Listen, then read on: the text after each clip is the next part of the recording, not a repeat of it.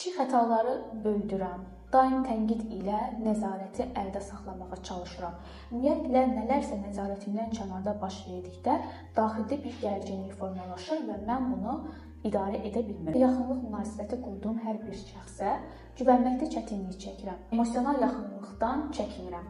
Hisslərimi ifadə etmək istəmirəm. Hisslərimi ifadə etdikdə nəzarəti əldən buraxaram kimi qorxu formalaşır məndə. Bu sadaladıqlarım ya özünüzdən, ya da başqa birisindən sizə tanış gəlir. Münasibətlərdə bu cür xüsusiyyətlərə sahib olan insanlar uşaqlıq dövründə xaosun çox olduğu bir ailə mühitində böyüyürlər. Və buna görə eyni xaos ilə qarşılaşmamaq üçün həddindən artıq nəzarət ehtiyacı, idarə etmə ehtiyacı onlarda formalaşır. Çünki onların təcrübələrinə görə nəticə etibarilə mən mühitdə istəmirəmsə xaos formalaşsın, idarə etməliyəm, nəzarət etməliyəm.